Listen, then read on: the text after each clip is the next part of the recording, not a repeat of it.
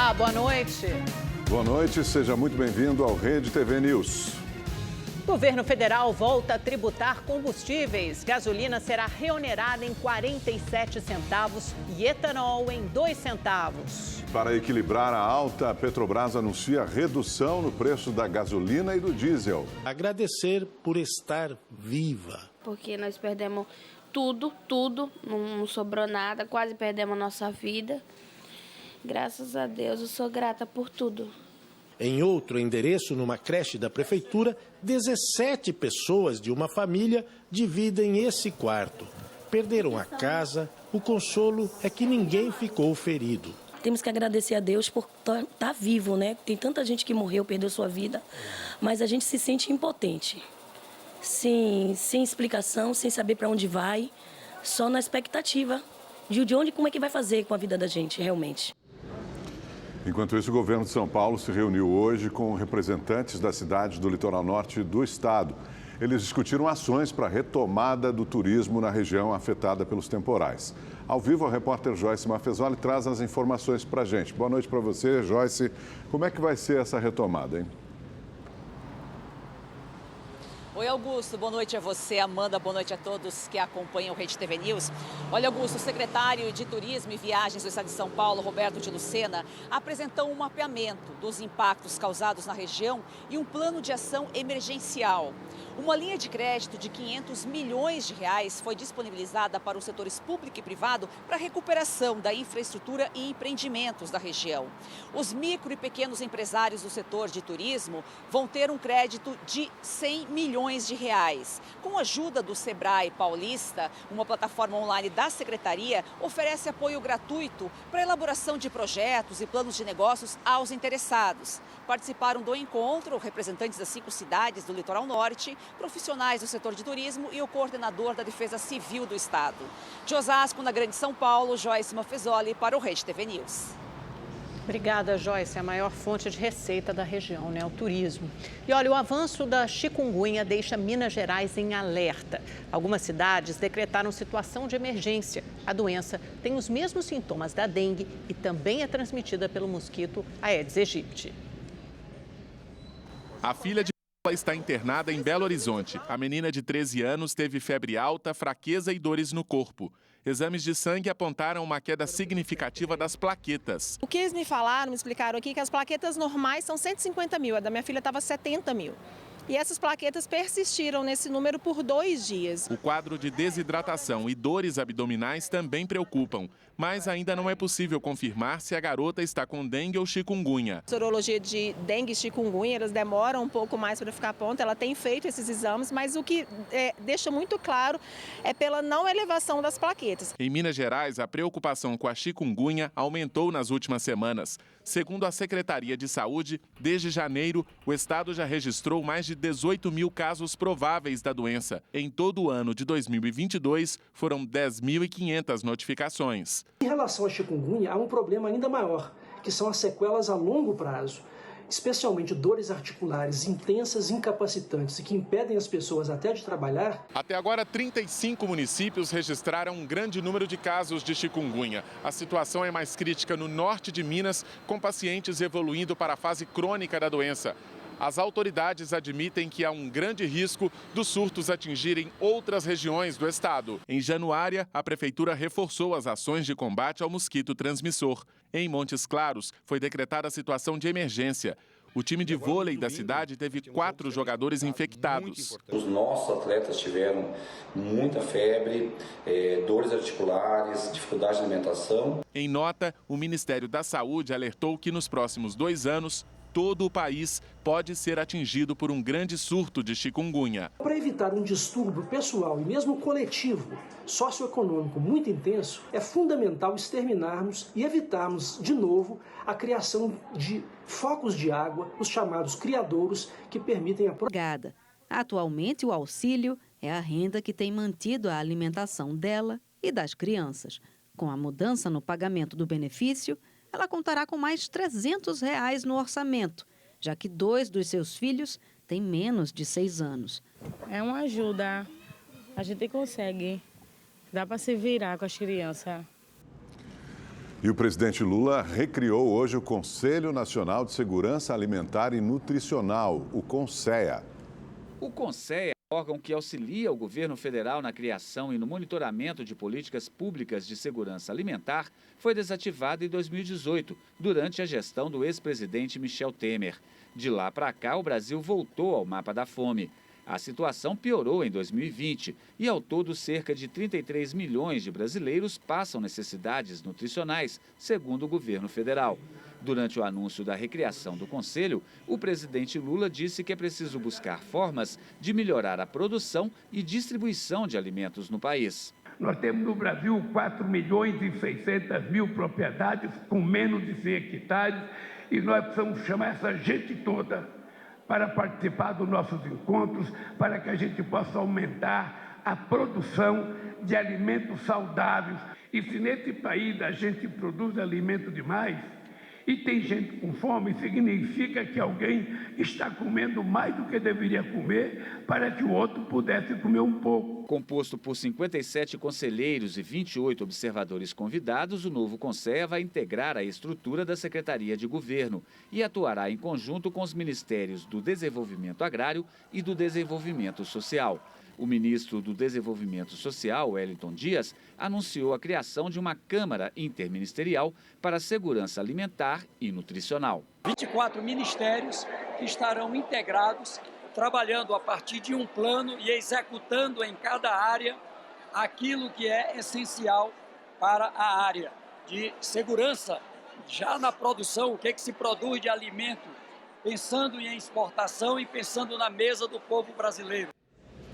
O desemprego no Brasil, no ano passado, caiu para a menor taxa desde 2015. O índice foi de 9,3%. Em 2021, o desemprego estava em 3,2%. Quase 36 milhões de trabalhadores terminaram o ano passado com carteira assinada, um aumento de 9% em relação a 2021. Mesmo assim, o número de empregados sem carteira assinada cresceu num ritmo maior e bateu recorde.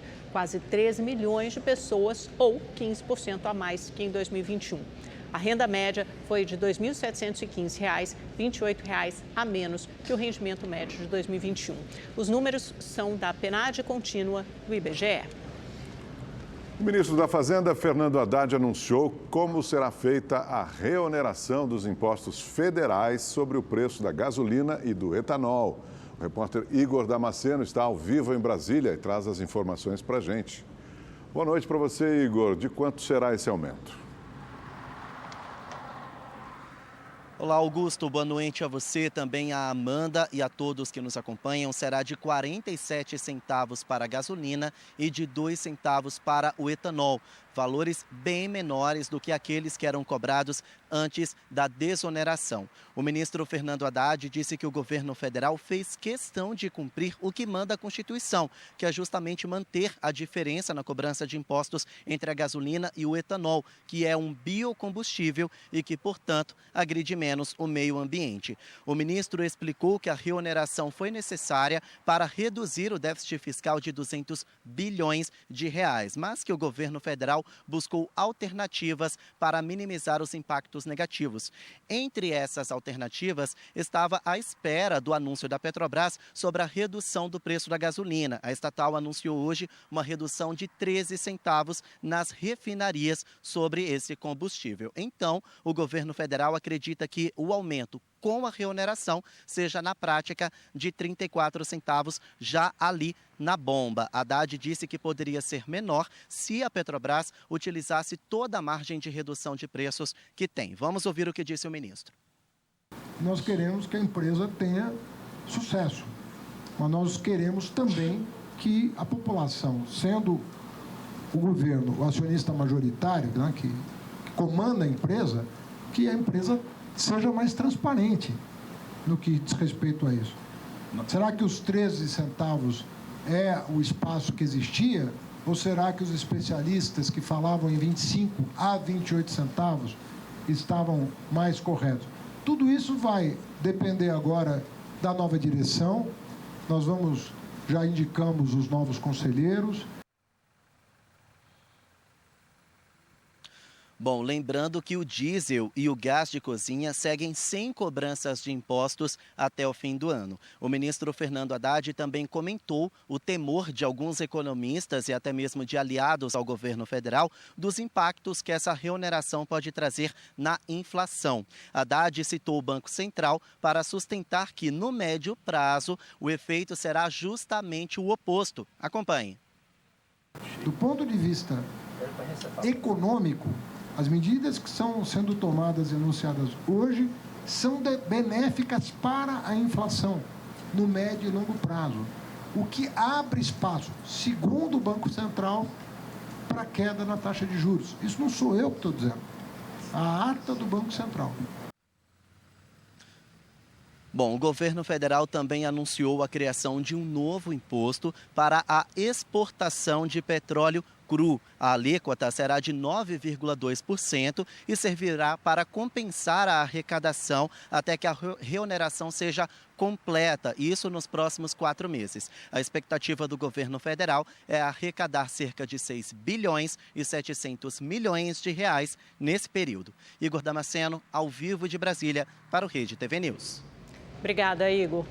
O ministro de Minas e Energia, Alexandre Silveira, definiu a relação de indicados da União para compor o Conselho de Administração da Petrobras. Para a presidência, o ministro indicou o atual secretário de Petróleo, Gás Natural e Biocombustíveis, Pietro Adamo Sampaio Mendes. A lista de indicações inclui ainda o presidente da estatal, que é o ex-senador Jean Paul Prats, e esses nomes serão avaliados por um comitê interno e, se forem aprovados, começam a atuar em abril.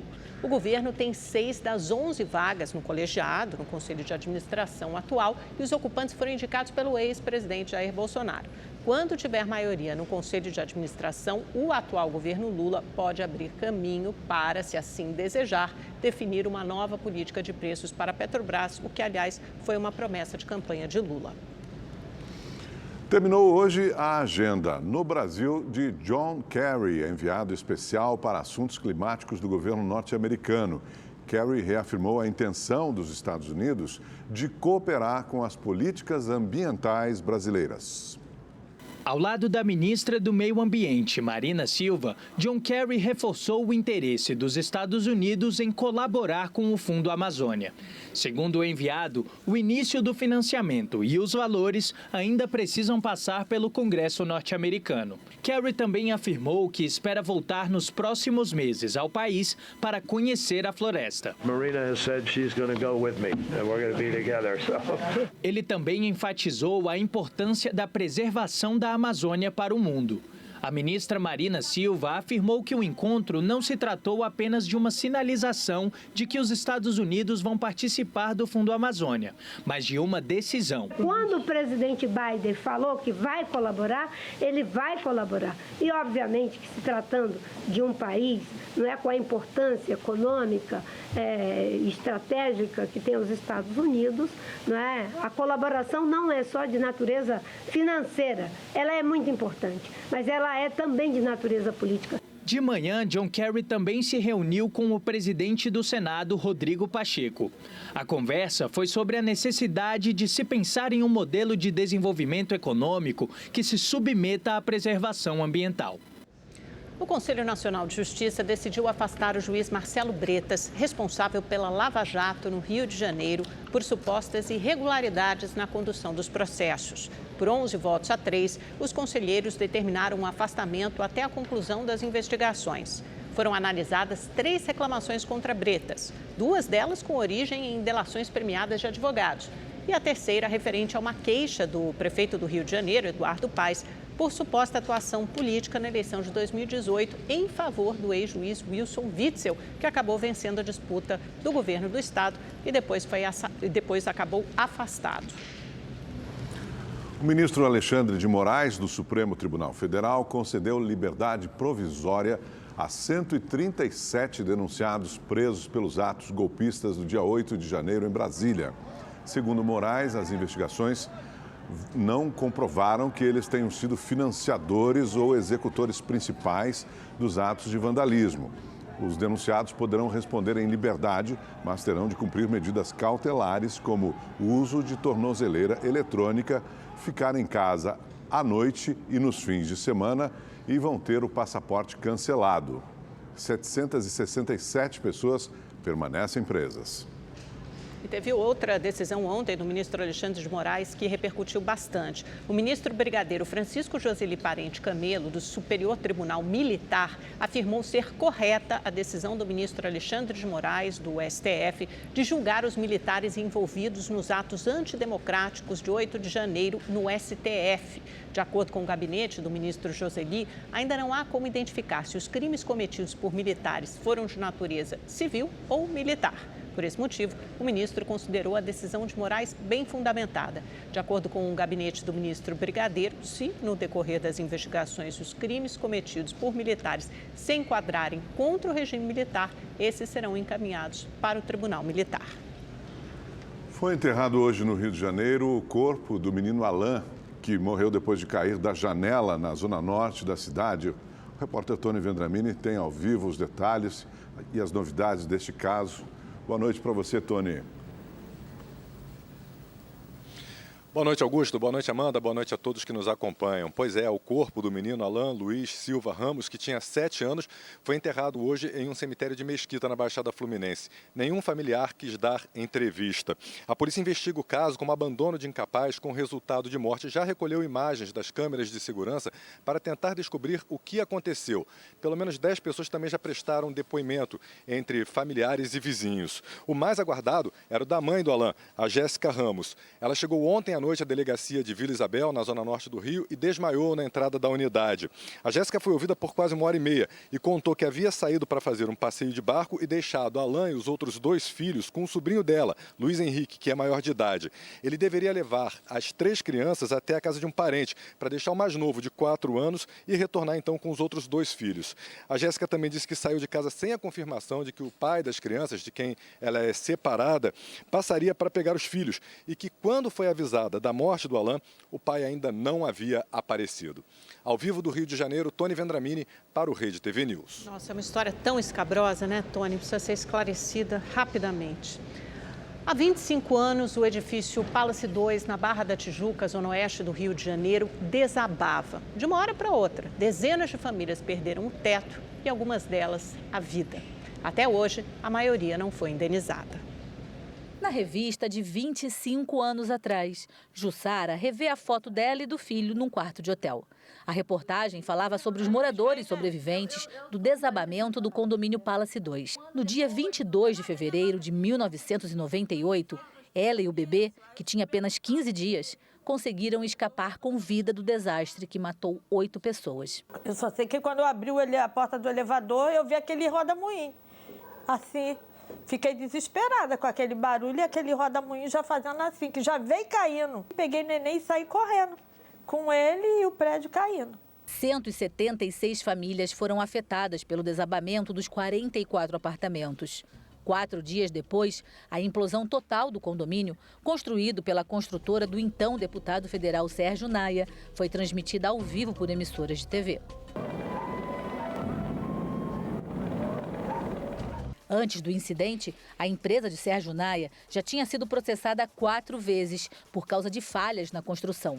Além disso, o condomínio não tinha documentação regularizada na Prefeitura do Rio. Em 2010, a área do Palace 2 foi vendida para uma outra construtora. Agora, 25 anos depois, um novo condomínio foi construído. Os prédios foram inaugurados há cerca de 9 anos. E por aqui, o episódio do desabamento é apenas uma história do passado. Realidade bem diferente de quem morava aqui em 1998, no mesmo endereço. 122 famílias ainda esperam pela indenização, que foi paga apenas parcialmente. O engenheiro Sérgio Naia ficou 106 dias preso por causa da tragédia e morreu 11 anos depois do desabamento. Com isso, a situação dos ex-moradores ficou ainda mais complicada. Em junho do ano passado, o Superior Tribunal de Justiça decidiu que as famílias devem receber 30 milhões de reais. As vítimas ainda guardam dinheiro. Nós recebemos até agora próximo a 40%.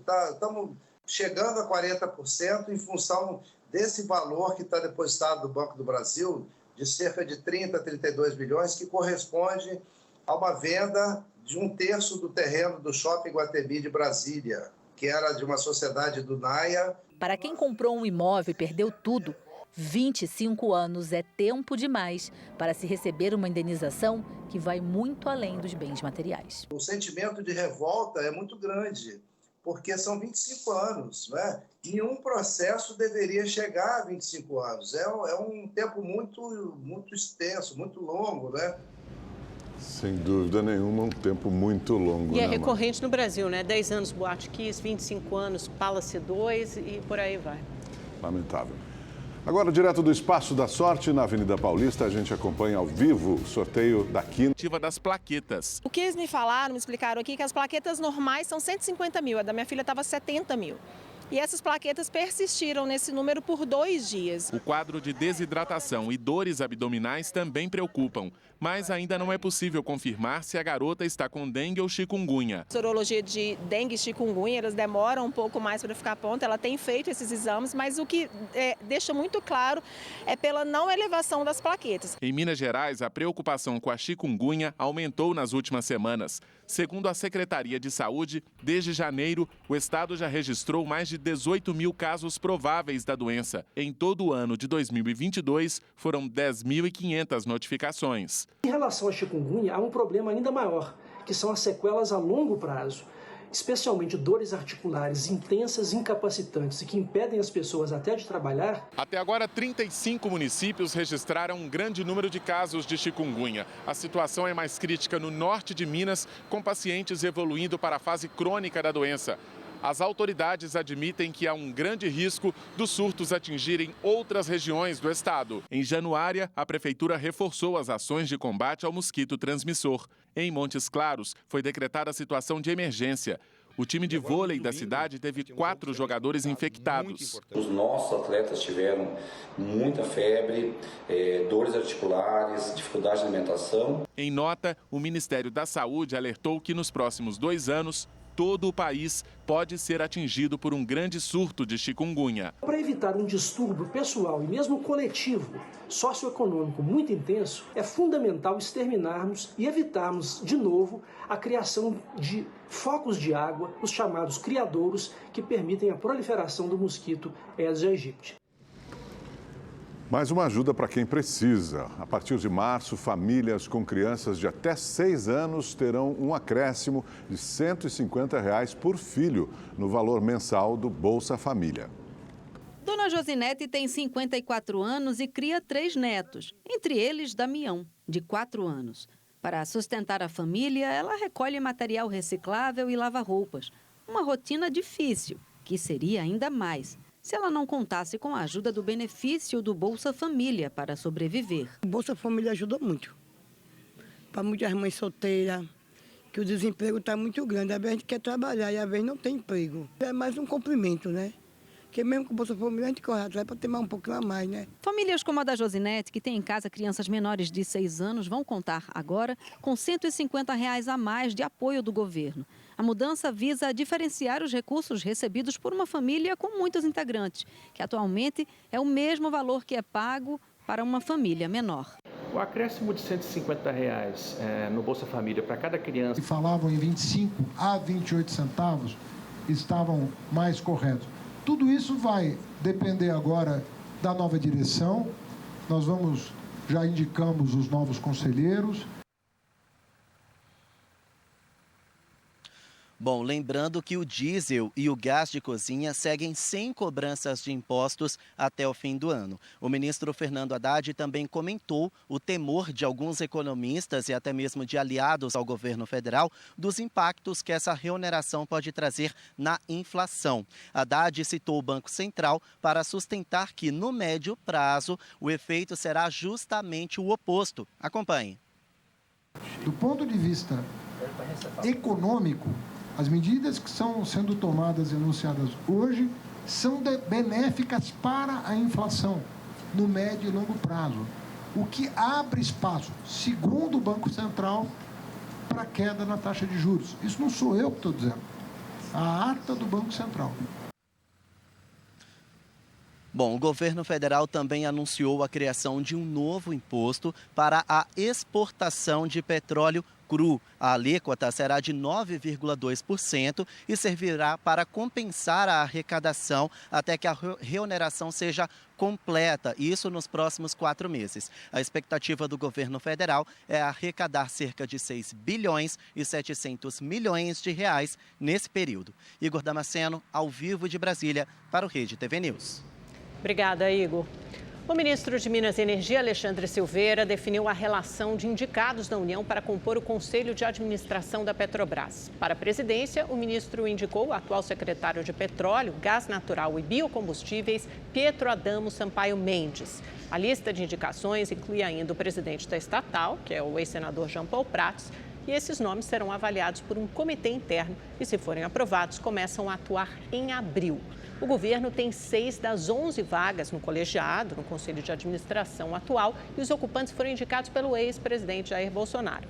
Quando tiver maioria no Conselho de Administração, o atual governo Lula pode abrir caminho para, se assim desejar, definir uma nova política de preços para a Petrobras, o que, aliás, foi uma promessa de campanha de Lula.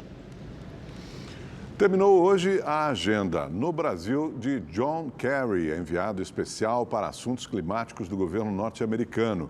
Kerry reafirmou a intenção dos Estados Unidos de cooperar com as políticas ambientais brasileiras. Ao lado da ministra do Meio Ambiente, Marina Silva, John Kerry reforçou o interesse dos Estados Unidos em colaborar com o Fundo Amazônia. Segundo o enviado, o início do financiamento e os valores ainda precisam passar pelo Congresso norte-americano. Kerry também afirmou que espera voltar nos próximos meses ao país para conhecer a floresta. Ele também enfatizou a importância da preservação da Amazônia para o mundo. A ministra Marina Silva afirmou que o encontro não se tratou apenas de uma sinalização de que os Estados Unidos vão participar do Fundo Amazônia, mas de uma decisão. Quando o presidente Biden falou que vai colaborar, ele vai colaborar. E, obviamente, que se tratando de um país, não é, com a importância econômica, estratégica que tem os Estados Unidos, não é? A colaboração não é só de natureza financeira, ela é muito importante, mas ela é também de natureza política. De manhã, John Kerry também se reuniu com o presidente do Senado, Rodrigo Pacheco. A conversa foi sobre a necessidade de se pensar em um modelo de desenvolvimento econômico que se submeta à preservação ambiental. O Conselho Nacional de Justiça decidiu afastar o juiz Marcelo Bretas, responsável pela Lava Jato no Rio de Janeiro, por supostas irregularidades na condução dos processos. Por 11 votos a 3, os conselheiros determinaram um afastamento até a conclusão das investigações. Foram analisadas 3 reclamações contra Bretas, 2 delas com origem em delações premiadas de advogados, e a terceira referente a uma queixa do prefeito do Rio de Janeiro, Eduardo Paes, por suposta atuação política na eleição de 2018 em favor do ex-juiz Wilson Witzel, que acabou vencendo a disputa. Responde a uma venda de 1/3 do terreno do Shopping Guatemi de Brasília, que era de uma sociedade do Naia. Para quem comprou um imóvel e perdeu tudo, 25 anos é tempo demais para se receber uma indenização que vai muito além dos bens materiais. O sentimento de revolta é muito grande, porque são 25 anos, né? Nenhum processo deveria chegar a 25 anos. É um tempo muito extenso, muito longo, né? Sem dúvida nenhuma, um tempo muito longo. E é recorrente no Brasil, né? 10 anos Boate Kiss, 25 anos Palace 2 e por aí vai. Lamentável. Como mostramos no início do jornal, a partir de amanhã, o litro da gasolina e do etanol vai ficar mais caro nas bombas. Segundo o Ministério da Fazenda, a medida é fundamental para garantir o equilíbrio fiscal nas contas do governo. Mas a notícia não agradou aos consumidores. O desce e sobe nos preços dos combustíveis já não é mais novidade para o brasileiro. É um jeito, né? Não tem o que fazer, né? Tem que aumentar, né? Abaixar é que é difícil, né? Se abaixar hoje, amanhã aumenta de novo e assim vai, né? Quem paga o pato é o cidadão. O consumidor é quem paga o pato em tudo, né? O PIS/COFINS e CID estavam suspensos sobre os combustíveis desde março de 2022. Eles deveriam ter voltado em dezembro do ano passado. No entanto, o governo Lula prorrogou a isenção até hoje sobre a gasolina, o etanol, o gás natural veicular e a querosene de aviação. Já os tributos federais sobre o diesel e o gás de cozinha seguem isentos até 31 de dezembro. A equipe econômica contava com a volta da cobrança dos impostos para aumentar a arrecadação.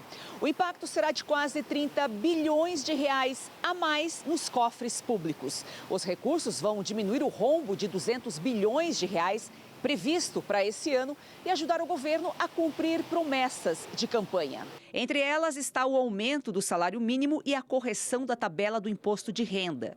Hoje, só quem ganha cerca de R$ 1.900 está isento. Para o ano que vem, o valor já foi corrigido. Com isso, quase 14 milhões de contribuintes vão deixar de pagar o imposto. Em relação do imposto de renda, que o governo quer trazer, aumentar esse valor para R$ 2.600 e também reajustar o salário mínimo, junto com a variação do PIB e também se é uma inflação real, ou seja, acima da inflação. Então, isso é um grande desafio do governo, isso vai gerar um rombo muito grande, projetado, mas o governo precisa arrumar alternativas para justamente sanar esse tipo de problema em relação ao gasto público e a questão da remuneração é um grande catalisador em relação à arrecadação. Hora de conversar com o nosso comentarista de política em Brasília, Kennedy Alencar. Kennedy, boa noite. Acho que essa reportagem explica bem a disputa no governo. De um lado, internamente no PT, havia muita pressão para manter os impostos zerados, por uma questão de popularidade do Lula. A gente viu na reportagem, nenhum consumidor gosta de ver o preço do combustível aumentar. Mas, por outro lado, o dono da chave do cofre, o Haddad, queria a volta dos impostos para aumentar a arrecadação. Na sua avaliação, Kennedy, o Haddad ganhou essa briga e já é possível saber o grau de interferência do governo na Petrobras? Oi, Amanda, o Haddad ganhou a briga porque ele voltou a reonerar, nessa palavra feia, aumentou, voltou a tributar impostos federais que incidiam sobre o preço dos combustíveis. O impacto é maior no preço da gasolina, é muito pequeno no preço do etanol. Eu falei há pouco com o ministro, Amanda, tem uma notícia importante para os consumidores. O governo detectou um aumento preventivo que já aconteceu em várias partes do país. Aqui em Brasília mesmo, abastecendo o carro na semana passada, se pagava R$ 4,90, R$ 5,10 o preço da gasolina. Muitos postos elevaram para 5,75. Já foi um aumento preventivo muito maior do que o aumento tomado, que seria resultado das medidas de hoje. Então, o governo vai acionar o CAD e algumas medidas para cobrar das distribuidoras e dos postos de gasolina esse aumento preventivo. Havia uma expectativa de que o impacto seria maior. O Haddad ganha porque ele consegue voltar a desarmar uma bomba que foi deixada pelo Bolsonaro. Bolsonaro, no ano passado, retira os tributos federais sobre o preço do etanol e da gasolina para tentar baixar o preço. Assim, ele teria, durante a eleição, no entender dele, mais chance de ganhar. Deixou essa bomba para o Lula, ele prorrogou por 2 meses, o PT preferia que não houvesse um aumento do preço dos combustíveis, e o Haddad ganha porque ele reintroduz o aumento, ao mesmo tempo se cria um novo imposto, um imposto sobre a exportação do óleo cru, óleo que está indo para fora e volta refinado para o Brasil. Isso vai ajudar a recompor a arrecadação que o Haddad quer, e houve sim uma intervenção importante da Petrobras, mas é uma intervenção que começou agora. Intervieram hoje, num patamar pequeno, mas haverá uma intervenção maior, porque o Lula quer mudar a política de preço da Petrobras. Então, nesse sentido, tem um remendo agora que permite uma vitória política do Haddad e um impacto menor do que se imaginava em relação à medida adotada pelo governo. Então, vai ter briga pela frente, porque teve um aumento preventivo que está muito acima do que essas medidas de hoje justificariam, Amanda e Augusto. Obrigado, Kennedy. Isso aí é de má fé mesmo, aumentar antes do aumento, né? Os gastos dos brasileiros no exterior mais que dobraram em 2022. Foram mais de 12 bilhões de dólares. E 2023 não deve ficar para trás. Vitor aproveitou a folga do trabalho para fazer uma viagem internacional no início do ano passado. A finalidade, comprar equipamentos de uso profissional em Nova York. O dólar, mesmo estando alto, a gente consegue ganhar uma vantagem muito maior do que comprando tudo aqui. No Aeroporto Internacional de Guarulhos, em São Paulo, encontramos a aposentada Fátima e toda a sua família. Eles passaram 15 dias em Roma. O gasto em euro foi elevado. A maior parte do dinheiro foi a alimentação e também a questão de estacionamento de carro, o valor da hospedagem, no final você ainda paga um imposto caríssimo. A Adriana passou 21 dias na Europa, foi a passeio e aproveitou para fazer compras. Coisas assim que são mais acessíveis para nós, que é perfume, tênis, que tinha promoção. Mesmo com a diferença de câmbio, muita gente aproveita para curtir e fazer compras fora do país. Dados do Banco Central apontam que no ano passado, os brasileiros deixaram mais de 12 bilhões de dólares no exterior, o equivalente a 60 bilhões de reais. E 2023 começou bem. Em janeiro, o montante gasto pelos turistas lá fora chegou 1,246 bilhões de dólares, quase o dobro do registrado no ano passado. Agora, com a retomada da economia, com a retomada das viagens internacionais, sem fechamento novamente de viagens internacionais, o brasileiro ele tem mais confiança para sair do país novamente e por isso que nós estamos vendo um aumento nesse período. Já os estrangeiros gastaram aqui no Brasil 604 milhões de dólares. Em reais, mais de 3 bilhões. Um aumento de 43,3% comparado a janeiro de 2022. De acordo com o Banco Central, tanto os gastos de brasileiros no exterior quanto as receitas deixadas pelos estrangeiros no Brasil estão retornando ao patamar anterior à pandemia de Covid-19. Em 2022 já tivemos uma crescente muito grande com relação aos anos anteriores e essa crescente ela vai continuar evoluindo mesmo com o dólar em alta. Você já imaginou ter um tesouro esquecido assim e nem desconfiar? Pois é, o Banco Central reabriu hoje a consulta ao sistema de valores a receber, que mostra um dinheiro esquecido pelos clientes em instituições financeiras. 38 milhões de pessoas físicas e 2 milhões de pessoas jurídicas têm direito a 6 bilhões de reais no total. As consultas devem ser feitas pelo site valoresareceber.bcb.gov.br. Estudantes de todo o Brasil têm até sexta-feira para se inscrever no ProUni. O programa do Ministério da Educação oferece bolsas integrais e parciais em universidades particulares para jovens que cursaram escolas públicas no ensino médio ou que eram bolsistas em instituições privadas. A inscrição pode ser feita pelo site acessounico.mec.gov.br/ProUni. Se você quiser rever esta edição do Rede TV News, inscreva-se no nosso canal do jornalismo, canal de jornalismo da Rede TV no YouTube. Lá você pode assistir na íntegra a todos os nossos programas. Basta acessar youtube.com/noticias Rede TV. E a gente fica por aqui. Obrigado pela sua companhia. Até amanhã, 7h30 da noite. Boa noite para você. Boa noite. Nos vemos amanhã, 7h30. Até lá.